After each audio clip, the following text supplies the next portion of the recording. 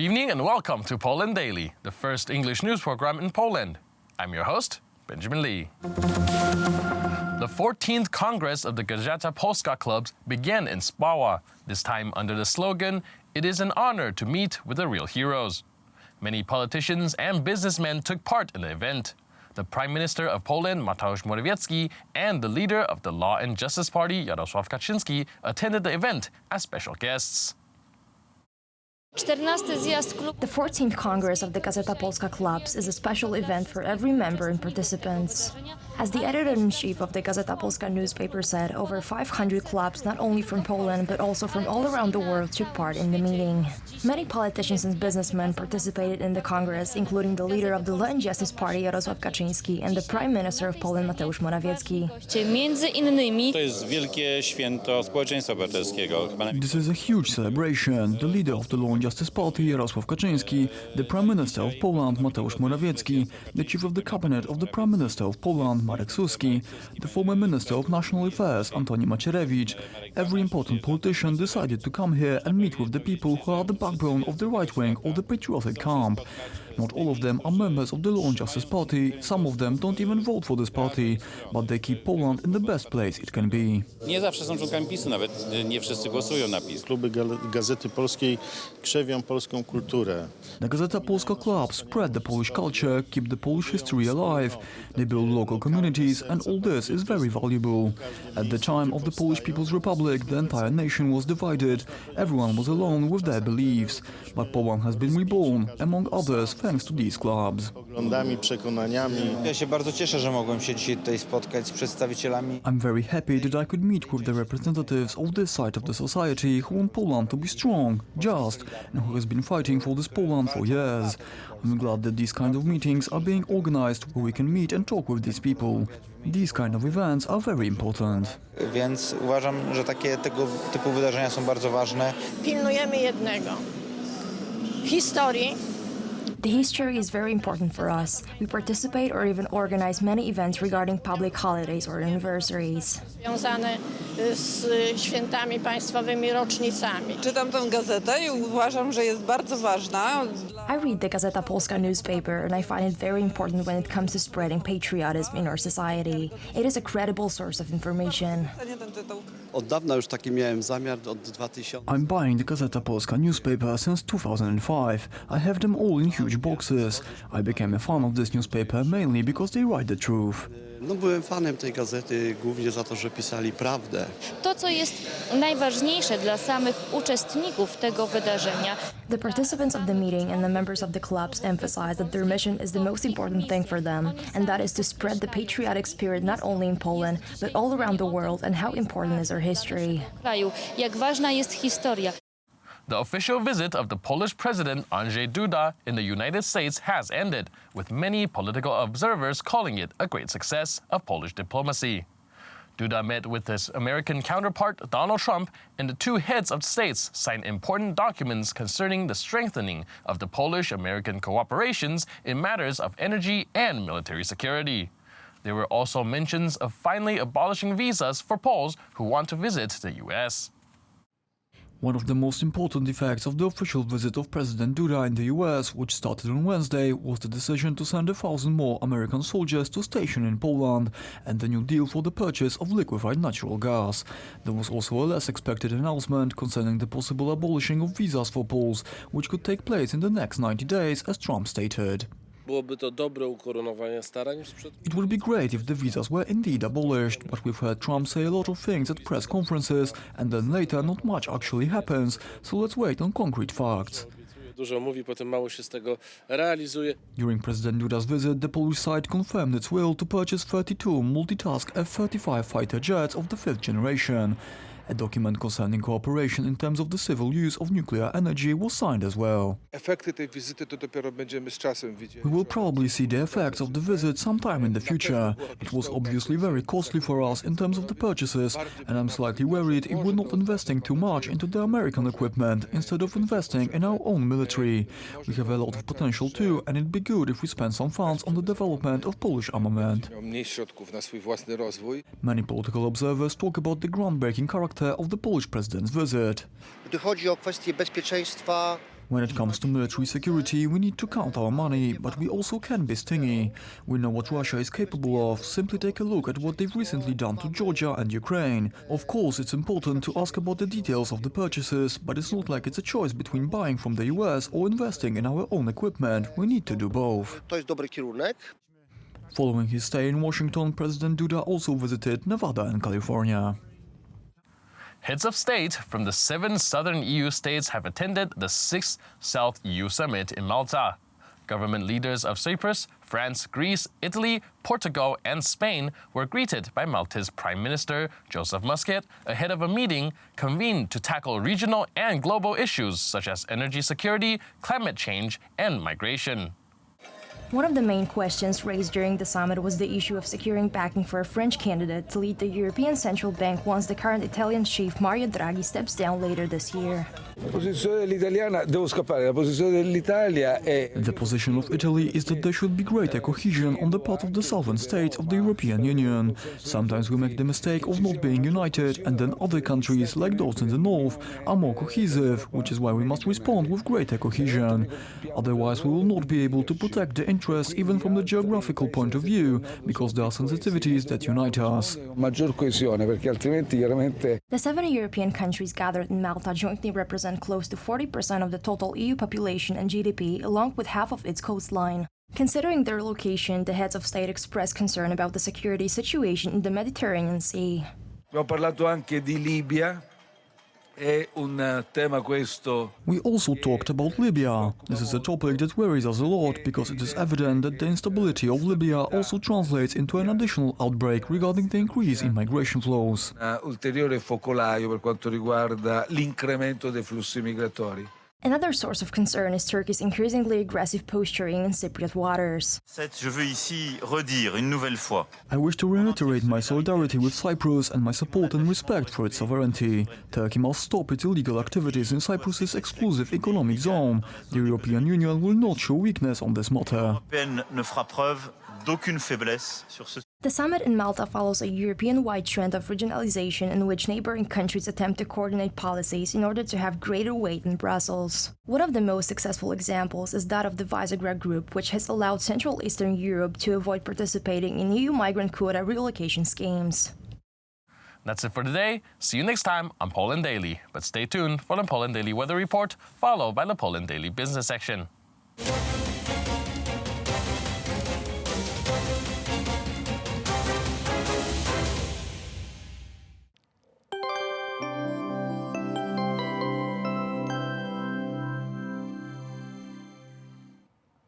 Hello, I'm Paulina Adlerstein. Welcome to Poland Daily Weather. And first, let's check the temperatures for tonight in Poland. So as we can see, quite a bit of fog will be appearing around Warsaw as well as in Olsztyn. The minimum temperature will be 14 degrees exactly in Olsztyn, and the maximum temperature tonight will be 20 degrees in Rzeszów and also in Krakow. Quite a bit of clear skies will be seen tonight, like in Krakow, Katowice, also in Białystok and also in Łódź. And now let's check what will happen tomorrow. So tomorrow during the day, the warmest place will be Warsaw with 32 degrees. Also Krakow will see 32, but quite a bit cooler in the western parts of the country. 24 in Wrocław, 23 in Zielona Góra, 22 in Szczecin, and the coolest place will be Koszalin with 20 degrees. A bit of rain is expected tomorrow and thunderstorms also in central Poland, also in the southern parts of the country. This is all for tonight, and join us again for Poland Daily Business.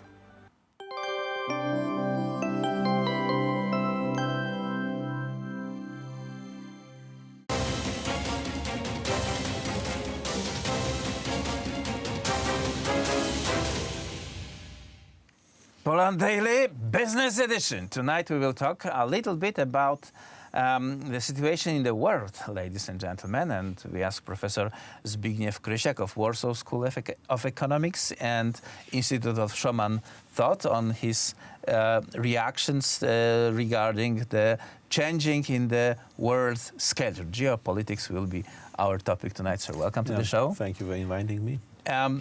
We have been living for 40 years in the unipolar world when the center of decision was in Washington, D.C., and various decisions were made based on American knowledge and experience. Right now, we see the very fast economical growth in China, followed by political ambition of the Beijing. There is a strong contraction from the American side. First of all, the Americans or President Donald Trump told its allies in the world, so if you want to be our ally, please fulfill your promises, your obligations, because the alliance is always both sides. And this concerns even Poland, being the country that at best is the size of one of the American states. We are being treated as a partner, and they are telling us, we oblige, this is our obligation, this is yours. Are you meeting your obligations, sir? Well, we, as it happens, do. So is there something new? Is there something new quality in this American leadership? Yeah, I think, that America, especially, President Trump, creates a new approach, a new model of the rule of the America, and as well in connection, to the other major, countries like Germany, UK, and other big countries like Japan.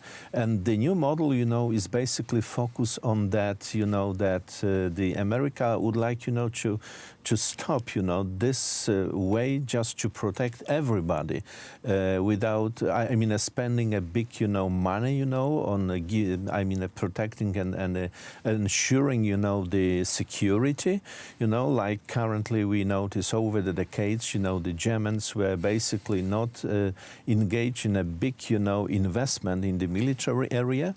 And I think this new model is coming from that approach of Donald Trump as a businessman who is just who noticed that if we will not request that your business engagement, your money will be not put on the table, so you will be not interested, or you will be deactivated.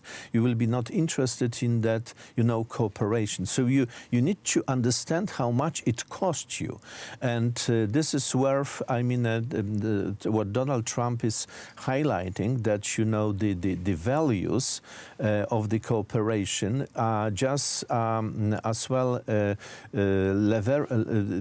bring leverage for the businesses. So nowadays, for instance, the Germany, is developing, a certain relationship with China, neglecting, the other partners in the Europe. So just if we face the European Union as a certain, a common economic area, so the bypassing by Germany the other partners in Europe in the cooperation with China is just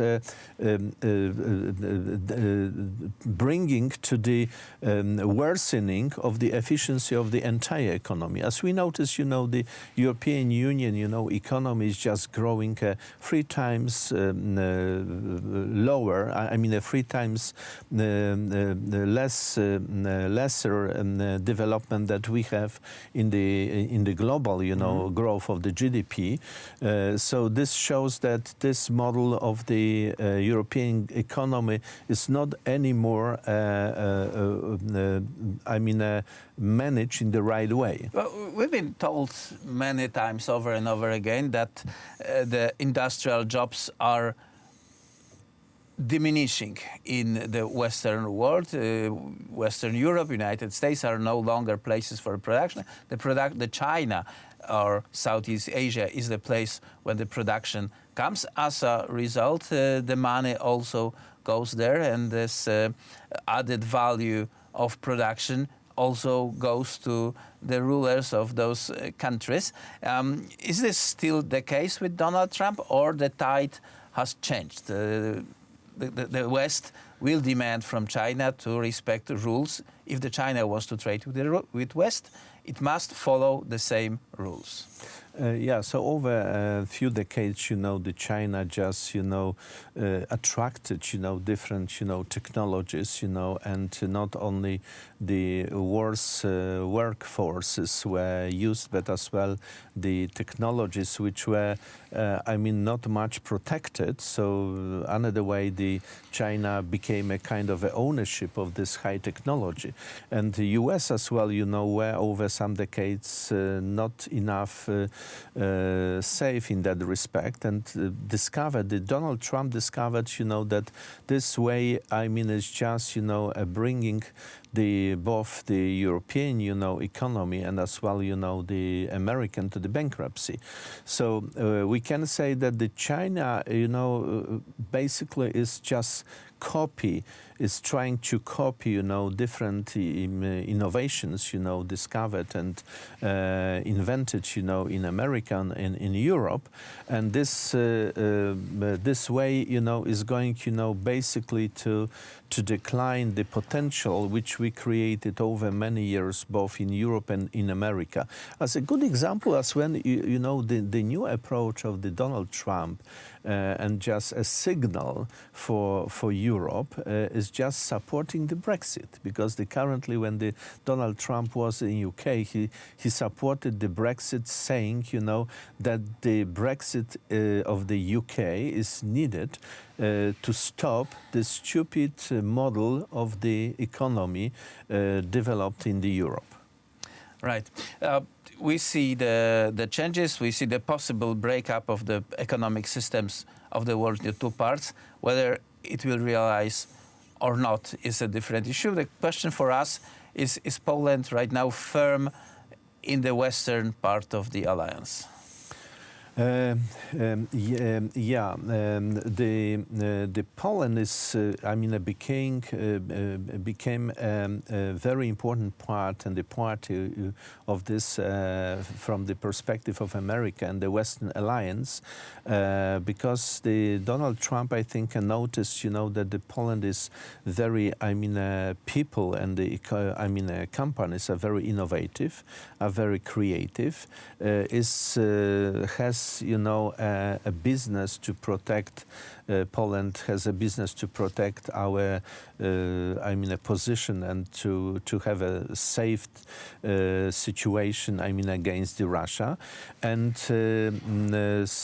as well, the mentality, as we very much indeed, look into different reports in America, that the American businessmen, describe the Polish, entrepreneurs and the Polish, leaders and the managers as a very kind of a close,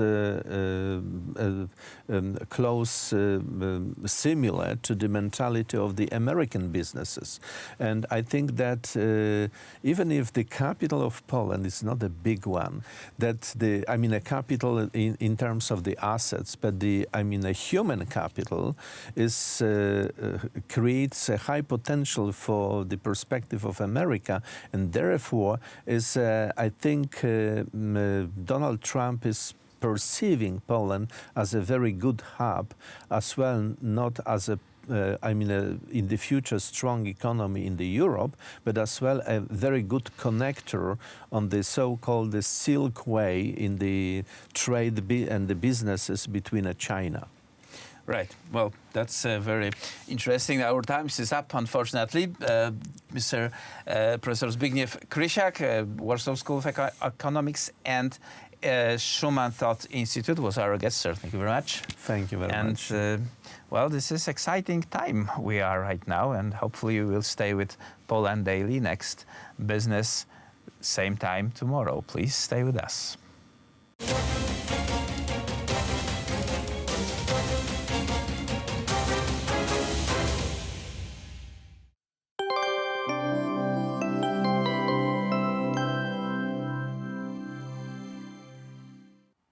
Good evening, welcome to Poland Daily Weather. I'm Paulina Otterstein. Tomorrow in our country, umbrellas will be needed. Quite a bit of thunderstorms will be appearing in the east, also in central Poland and in the southern parts of the country. The maximum temperature will be 32 degrees in the capital of Poland, also in Krakow, and quite a bit cooler in the northern parts like Gdańsk will see 21 degrees and 20 degrees will be seen in Koszalin with some showers as well. And now let's move on to Europe. So, as we can see, quite sunny in many areas of Europe, like Prague with 32 degrees, also 29 degrees in Vienna, 24 in Lisbon, 32 in Madrid, so one of the warmest places, and the warmest will be Rome with 33 degrees. The coolest, though, will be Dublin with 17 degrees and quite a bit of showers. This is all for tonight. Thank you, and join us again tomorrow.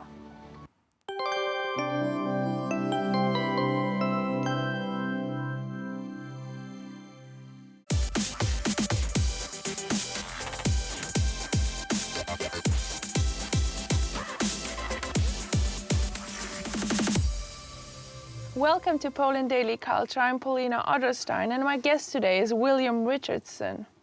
Hello, William. Let's talk about what you've done, what you've wrote, your books, your articles. What I've written? I've written a lot of articles. I mean, you know, you were mentioning tons and tons. I've done a lot of interviews and things. Yeah, a lot of interviews with people. I have several books. One of them is a collection of interviews. One is a collection of travel pieces, all published things, both times, and give or take, you know, an article or two in them. But those are nice books if you like travel and you like interviews. I think they're pretty good. I mean, they must have been okay because I sold them all to people. I got paid for them. Where are you selling them, on Amazon? The books are on Amazon, yeah. You can go to Amazon.com and find my books, Will Richardson, yeah. On so Amazon. That's that's where one can find. Are You Talking to Me is a collection of interviews. Are You Talking to Me? Get it? Are you talking? Yes. Are you talking to me? I do get it. Do you get and it? Also, Wish You Were Here. Sorry. That wasn't a very good imitation of Robert De Niro.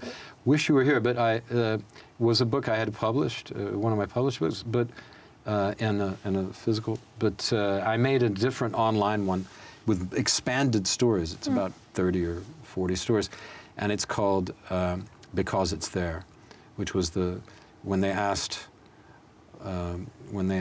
Mallory why he wanted to climb Everest in the 1920s, he said because it's there.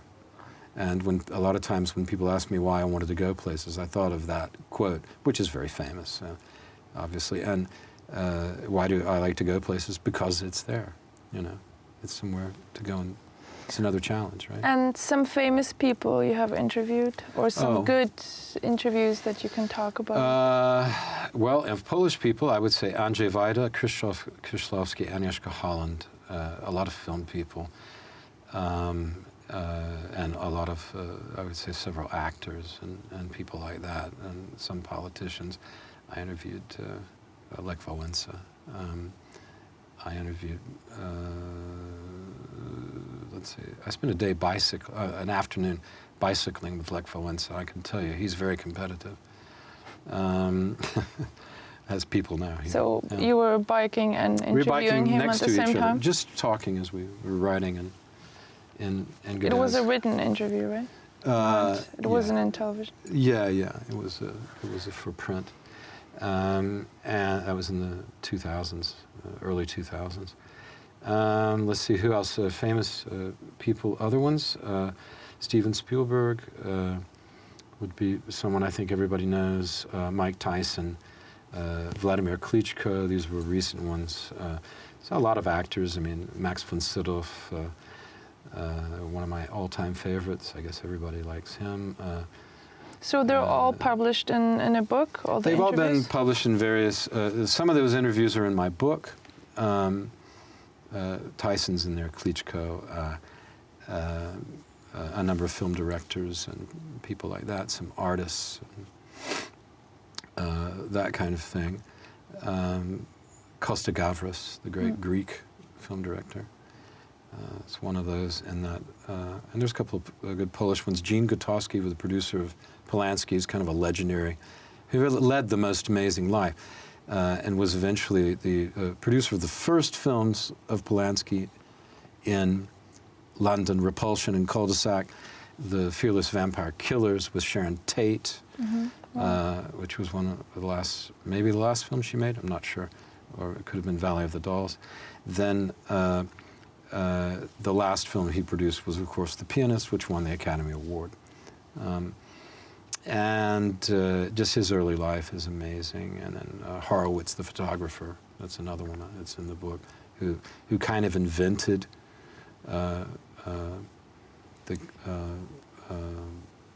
what's it called now? Animated photography. You know, he invented that, but doing it the hard way before they had computers. You know, where you would have a giant with a small car, you know, or a small person walking on the bonnet of a car or the hood of a car. Yeah.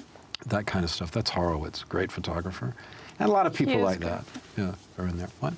No, you know I'm just thinking what. Do you know him? I don't know him personally. Yeah, he lives in New York. He's a really good guy. I know his work, of course. Well, he grew up with Polanski. He's not as young as he used to be.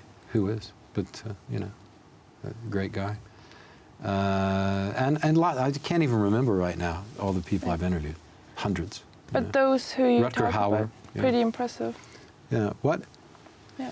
I just said that it's pretty impressive. Bill Bryson, the great writer, I interviewed him one time in the Coach and Horses pub in Soho in London. I invited him there. It was before he was famous. He'd only written one book about his trip around America. And the first line was, I come from Des Moines. Somebody had to. The first two lines. Yeah, about growing up in Iowa. We could use that for some places in Poland as well. We could. I come from Radom. Somebody had to. I mean, there's a lot of places you could use it for. Yeah. But I learned that was a great beginning because he was a very good journalist. And of course, he became really famous. But I was with him. This is early 90s, and I was with him at the bar, interviewing him in the Coach and Horses, the famous pub in London where all the journalists used to go. Private Eye magazine was made upstairs. They would have weekly editorial meetings there, and Norman, the bartender, was famously the rudest landlord in England, but he was always very nice to me. I'd go, Norman, why are you so nice to me? Come on, you're just a Yank. I'd go, I know, but be mean to me. You're embarrassing me in front of all these people. No. But he wouldn't. He was always very, very civil to me. Anyway, we're sitting at the bar, and Norman gives us our drinks, and Bill Bryson knows him. He goes, hi, Bill. I see you're with a fellow Yank there, you know. And, of course, and then someone walks up and says, just somebody random walks up and goes, you're Bill Bryson, aren't you? And he goes, and Bill goes, yeah. And he goes, can I get your autograph? And he pulled out a copy of his book. He had a copy of his book. He didn't know he was be there. It was spontaneous. Yeah. And he signed it and spoke to the guy. And then you know what Bill said to me after that?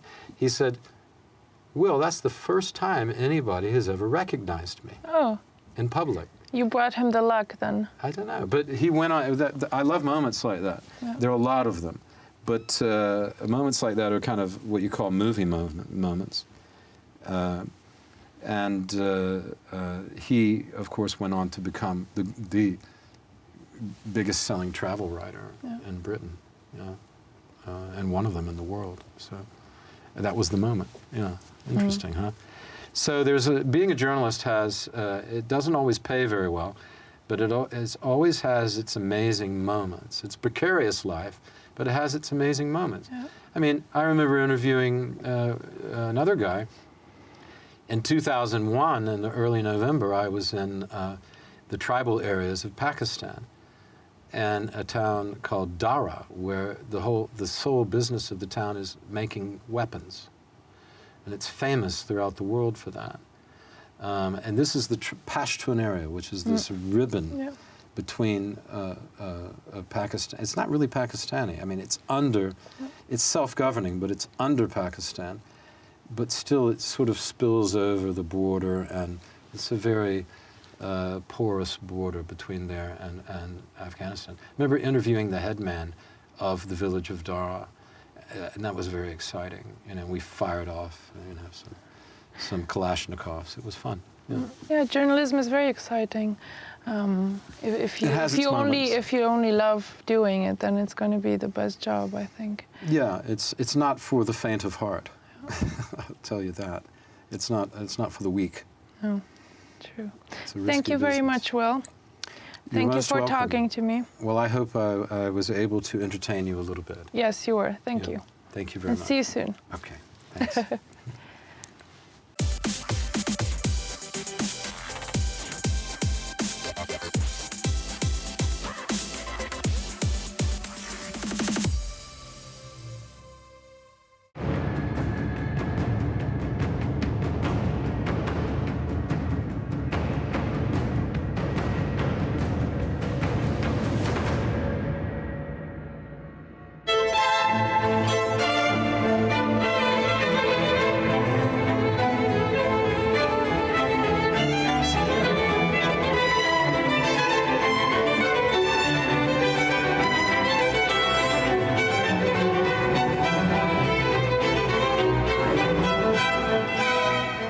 The rich history of this place owes much to its geographical location. Located in the borderlands, the gateway from the Carpathian Mountains to the lowland plains, on the navigable Sand River, which of course created great trade opportunities. And that is why this town, Przemyśl, grew up. I'm standing here in the market square in Przemyśl at the beginning of our journey, a journey through history which takes us from the end of the Roman Empire to the end of the Second World War, a rich history of people, of buildings, of institutions. Join me on Poland Daily History as we see Przemyśl above ground and below ground.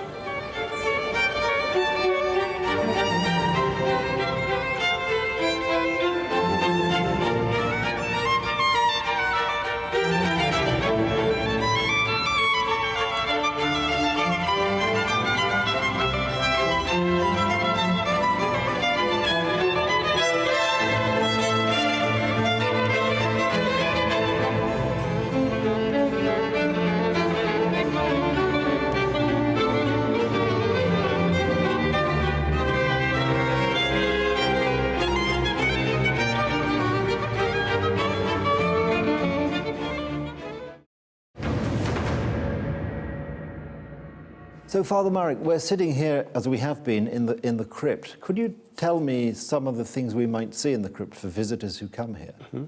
The crypts are very important for us because it is one of the newest attraction in Przemyśl. In this crypt you can find some graves of our bishops who died in Przemyśl, and also you can find some exposition about funeral traditions from 18th century. During restoration of crypts, we found some coffins and some bishop vestments, which was restored by Professor Anna Drążkowska from Toruń. And now you can see these items on exhibition. Oh, that's great. Yeah, we were walking around looking at some of these earlier. Do you have, not necessarily in this crypt, but all the bishops of Przemyśl, are they all buried in Przemyśl or some elsewhere? No, not all, because some of them after Przemyśl were in other dioceses. Okay. And here we found graves of 11 bishops from 18th century, plus 6 from 20th century. So we have about 20 graves. All right. And the crypt, I think I'm right in saying, has recently, or relatively recently, been restored with some new displays and some new... Yeah, this crypt was completely restored from 2011 to 2014. In the earlier time, they were not so in not good condition. Right, they're in a fantastic condition now. Good lighting to see the various displays. For me, it's fascinating. As we were wandering around a bit earlier, looking at some of the coffins you have. Yeah. with original fabrics on it. Yes, and some of those are from the 18th century, aren't Yeah. they? And very moving as well. There's one you can see of a little child. Yeah. With the original, I mean, the actual body of the child is, of course, a dummy, but the actual clothes and the internal decoration of the coffin is remarkable. And of course, could you tell us something about? You have some very interesting reliquaries here of the various of some saints. Could you just say a few words about those, please? Of course, the very important reliquary for us is a school of St. Valentine's. This one from St. Valentine's Day. Whose day we celebrate on the 14th of February. Yeah, because he is our patron in our diocese. Oh, right, okay. Yeah, another reliquary we can see schools of St. Ursula, and also in a cathedral you can find reliquary of Saint Joseph Sebastian Pelchar, our bishop from 20th century, and also Blessed Jan Wojciech Balicki, our priest, rector of our seminary, who died in 1948. And how long? Because that's actually very interesting, I think. And how long has the church had the skull of Saint Valentine? I mean, is it known when it first arrived in the diocese?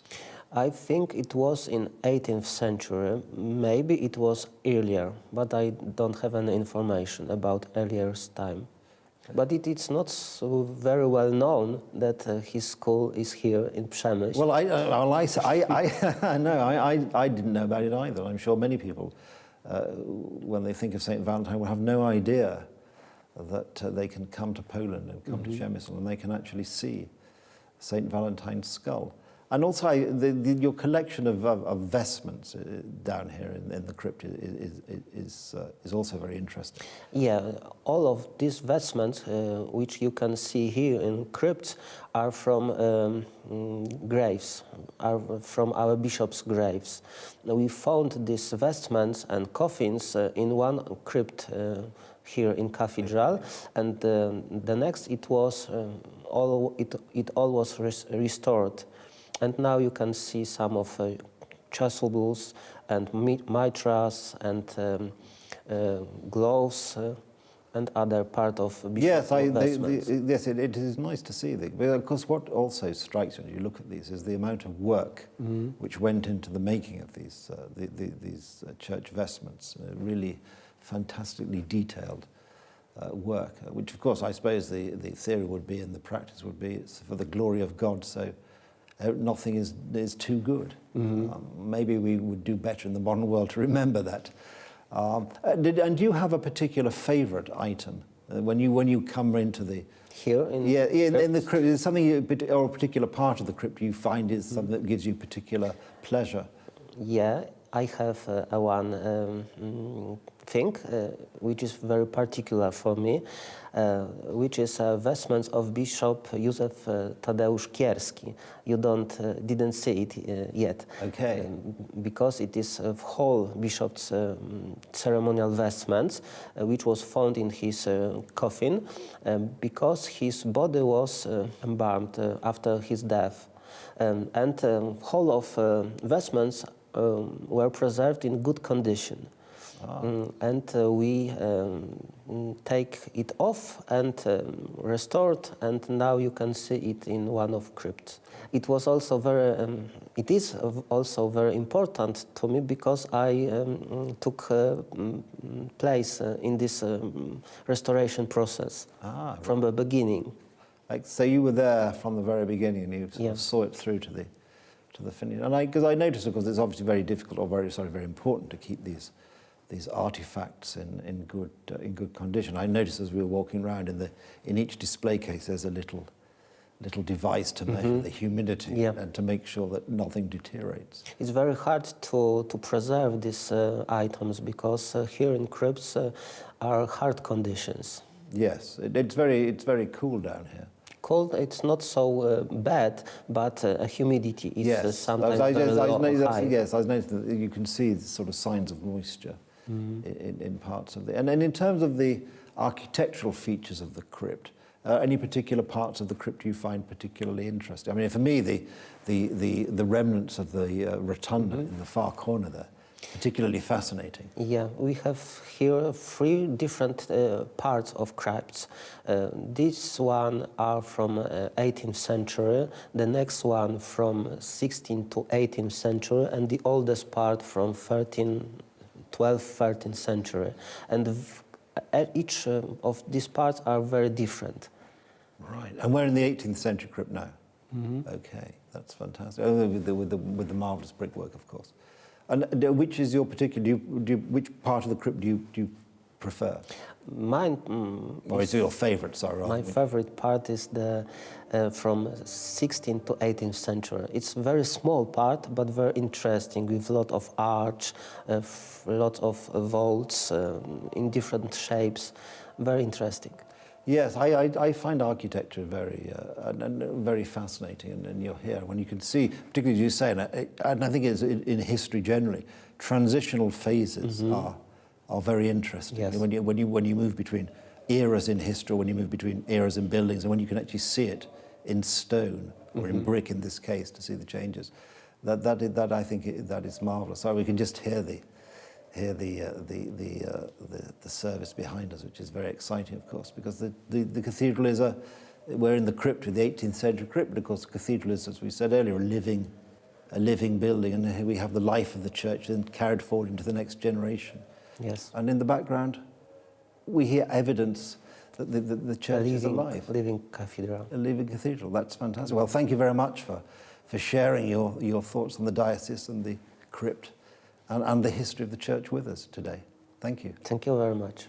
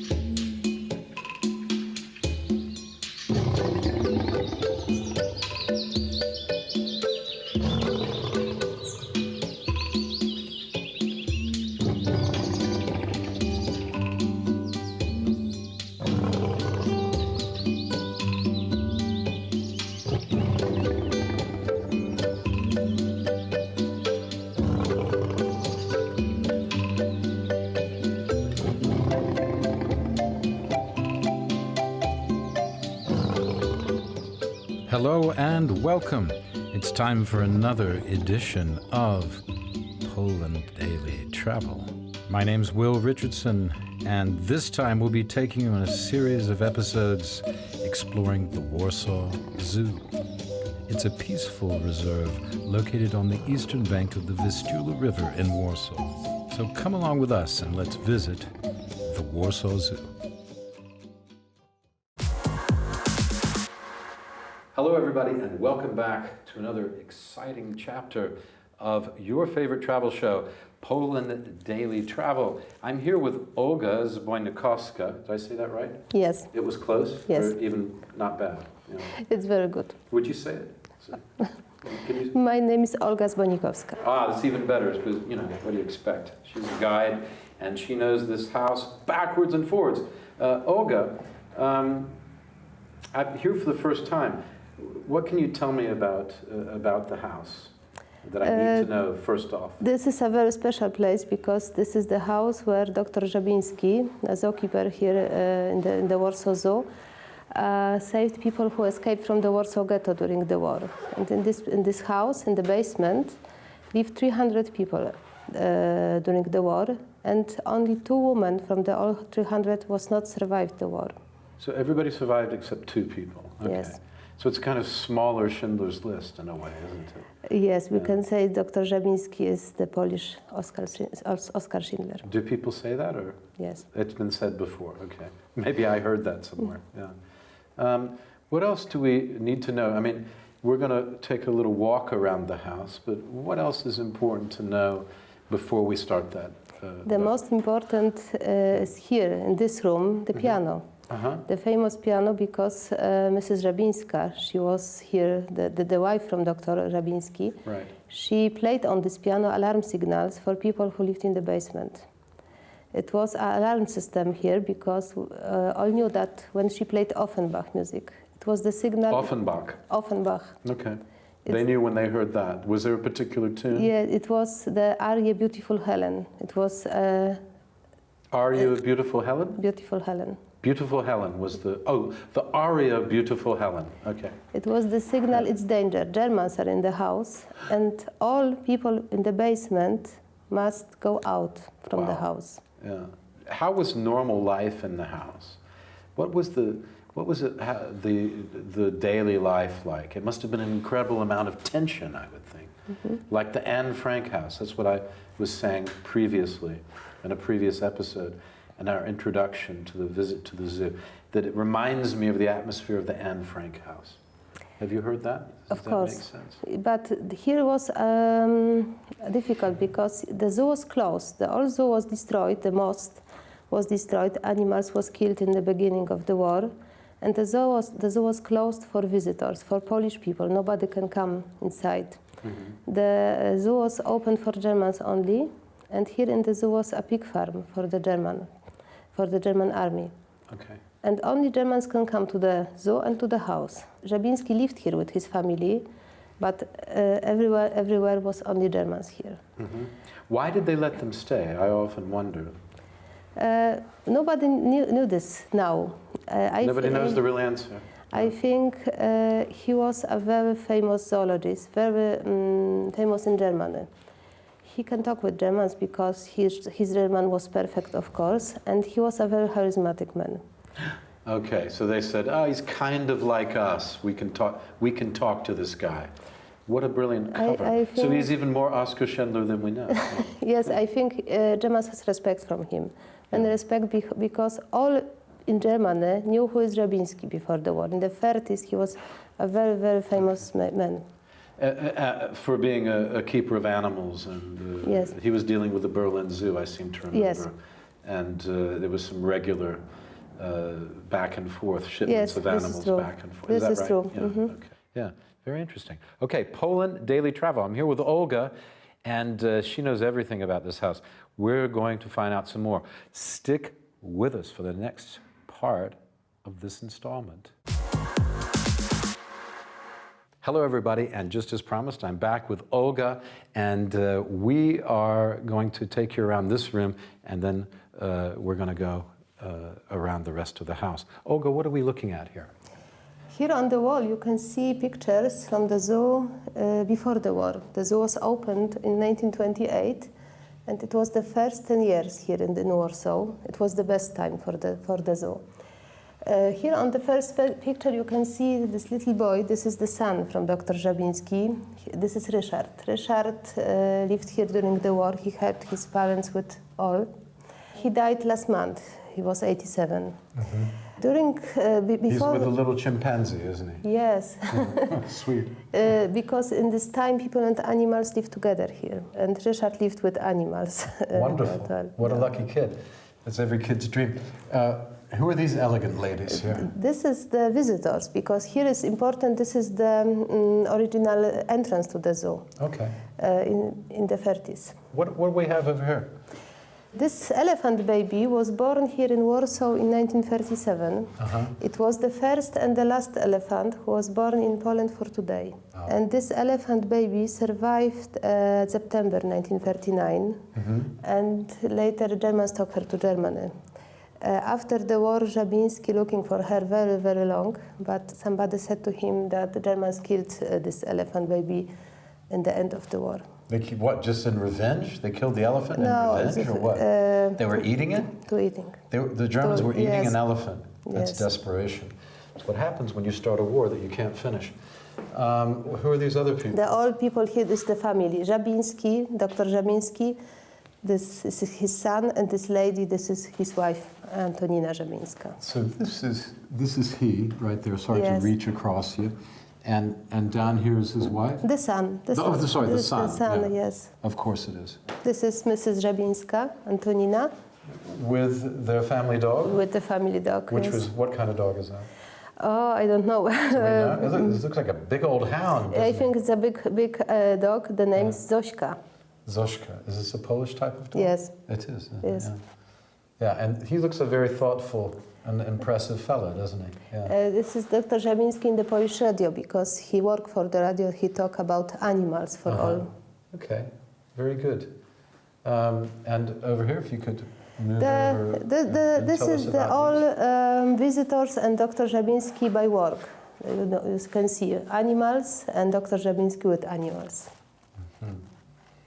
Very good. And if we could walk over here and maybe you could tell us about some of the...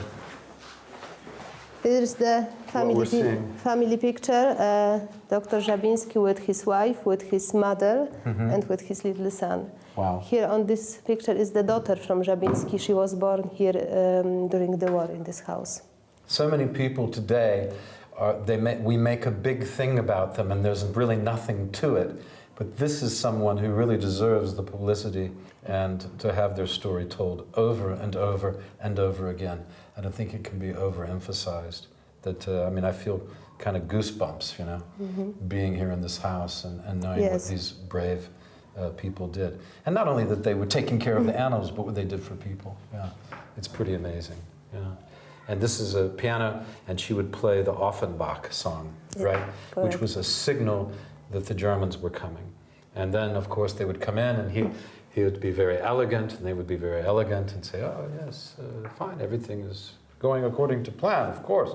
Meanwhile, people are scurrying through the tunnel to hide in the parrot house. And I guess they would do searches and go down in the basement. We see that in the film, don't we? Yeah. And what's the sculpture about? You can see many sculptures from animals here in the zoo, in the house and outside. All sculptures are from one person, from a Jewish artist, Magdalena Gross. She lived here during the war 3 years, the longest time for all survivors. She lived 3 years in the basement and she worked sometimes during the all years. After the war, she said that 3 years was the best time in her life because she can work here in this place. It was a special place. She's an artist. Forgot about the war. Artists can work under any condition, but they need to be able to focus, right? Yes. That was her point, I suppose. So even though it was a difficult time, she had a focus, right? Yes. As did everyone involved in this. Wonderful. Okay, I'm here with Olga, and we're going to go around and look at more places in this fabulous, more rooms in this fabulous house. Stay with us on the next exciting installment from the Zookeeper's house in the zoo in beautiful Warsaw, Poland on one of the most magnificent days of spring you will ever see.